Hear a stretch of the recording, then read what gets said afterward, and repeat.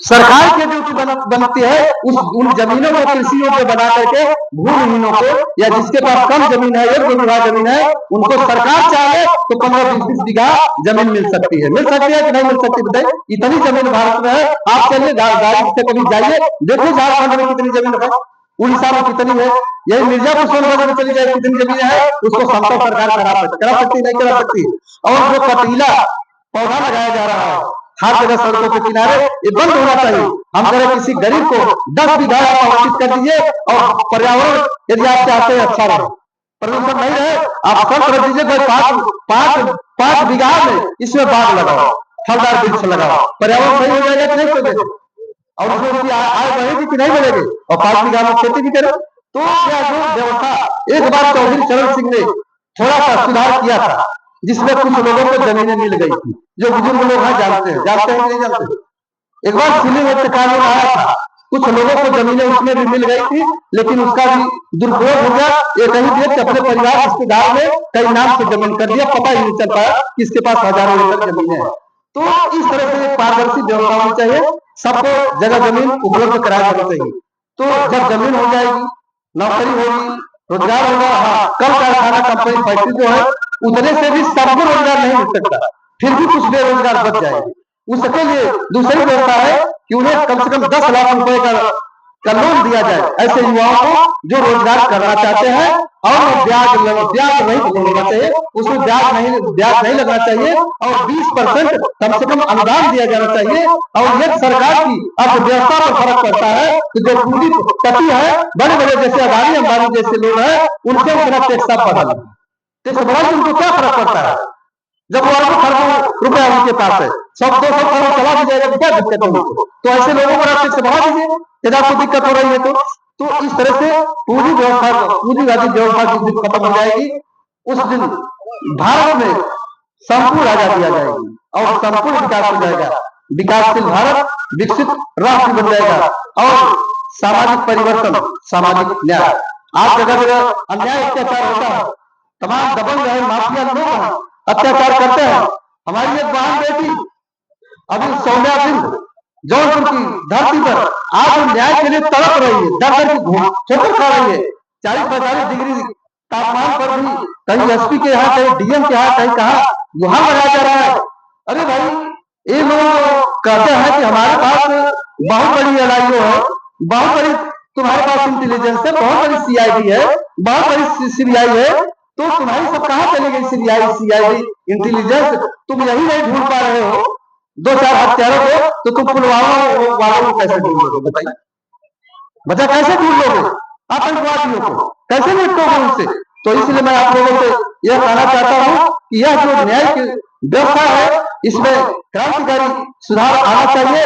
और जो वहां पर जो दूल्हा आजाद हिंद हत्याकांड पूरा इस समय चर्चा में है, पूरा समाज, हर सर्व समाज दुखी है। बहुत बड़ा उन लोगों ने चुनौती दिया, आतंकवादी से कम नहीं है, ऐसे लोगों को तो फांसी दिया जाए तो भी कम है। यह प्रगतिशील मानव समाज पार्टी मांग करती है, यह प्रेमचंद भी चाहते हैं, ऐसे हत्यारों को फांसी दिया जाना चाहिए, और सरकार चाहे तो दे सके, चाहे दोबारा कोई ऐसी वारदात करने की हिम्मत न जुटा सके। तो इसलिए हम यह कहना चाहते हैं, और सामाजिक न्याय लाने के लिए हर वर्ग की शासन, प्रशासन, शिक्षा, रोजगार में हिस्सेदारी होनी चाहिए। बिंद निषाद, केवल कश्यप, नाई, प्रजापति, राजभर, बिहार, आदि भूल तमाम ऐसी जातियां हैं, 20 अति पिछड़ी जातियां, मोस्ट बैकवर्ड क्लासेस, जिनको किसी प्रांत में कहीं एसटी में रख दिया गया, कहीं एसटी में रख दिया गया, कहीं एनटी विमुक्त जाति में रख दिया गया। उत्तर प्रदेश में इनके साथ बहुत बड़ा भेदभाव किया गया, इन्हें बैकवर्ड में रखा गया।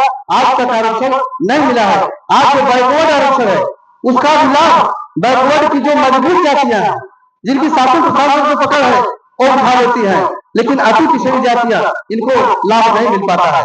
इसी तरह से आज सबको आरक्षण मिल गया, एससी को, एसटी को, जनटी को, सबको मिला है। जनरल कैटेगरी को, समस्त समाज को भी 10% आरक्षण मिला है। 15% आबादी समाज की लोग बताते हैं, लगभग जनरल कैटेगरी की इनको 10% आरक्षण मिला हुआ है। 22.5% आबादी एससी एसटी की है, उनको 100% आरक्षण मिला हुआ है। हालांकि आरक्षण का कोटा कुछ उनका खाली रखा गया है। इसके बाद बैकवर्ड की आबादी लगभग 54% है, जिसमें 27% आरक्षण मिला हुआ है। और जो अति पिछड़ा है उत्तर प्रदेश में, जिसमें बिंद निषाद केवल कश्यप नाई लोहार कुहार नाई भूमधर इत्यादि जातियां हैं, जिसमें 20% केवल एक बिरादरी है, निषाद केवल बिंद कश्यप मल्ला रायकवाड़ भाखम बेलदार खरवार इत्यादि जो तमाम जातियां इसमें है, यह लगभग 20% पाया जाता है। इसको आरक्षण का लाभ नहीं मिल पाता है। और पूरा अति पिछड़ा एमबीसी मोस्ट बैकवर्ड जो क्लास है ये 35% है, और इसको आरक्षण 0% मिला है। मतलब अलग से इसको कोई आरक्षण नहीं मिला। बैकवर्ड के आरक्षण में इसको शामिल किया गया है 27% में, 1% भी लाभ नहीं पाता है। तो बताइए कैसे सामाजिक न्याय होगा। तो हम चाहते हैं कि इनका कोटा अलग कर दिया जाए अति पिछड़ी जातियों का। जैसे बिहार में कोटा अलग है, भारत के 9 राज्यों में अति पिछड़ी जातियों का कोटा अलग है, उसी तरह से यूपी में भी ये कोटा अलग होना चाहिए।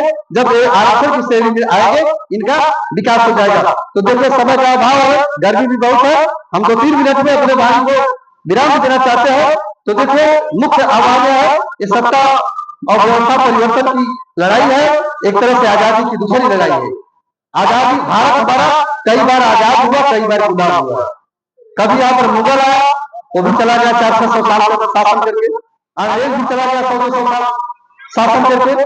तो आजादी हमको कई बार मिली है और कई बार गुलामी मिली है, लेकिन जो आजादी 15 अगस्त 1947 को मिली वो बेमिसाल और शानदार आजादी है, क्योंकि इस आजादी के बाद हमको लोकतंत्र मिला है और भारत में संविधान 26 जनवरी 50 को लागू हुआ है। यानी हम अपनी सरकार खुद बना सकते हैं। पहले हम एक राजा और एक रानी के गुलाम होते थे। मतलब एक कहानी सुनाया जाता था ना, एक राजा रानी। तो राजा और रानी की एक राजा होता था, बाकी सब प्रजा होती, और राजा अपने मनमानी तरीके से शासन व्यवस्था को चलाने का काम करता था। और एक मनमानी व्यवस्था खत्म हो गई जब भारतीय संविधान लागू हो गया, देश स्वतंत्र हो गया। तो अब हम संपूर्ण आजाद हुए हैं, क्योंकि पहले हम एक राजा के गुलाम होते थे और उसके ऊपर आकर दूसरा राजा हमला करके राजपाट ले लिया तो हम उस राजा के गुलाम हो गए। मतलब गुलामी दर गुलामी, गुलामी दर गुलामी।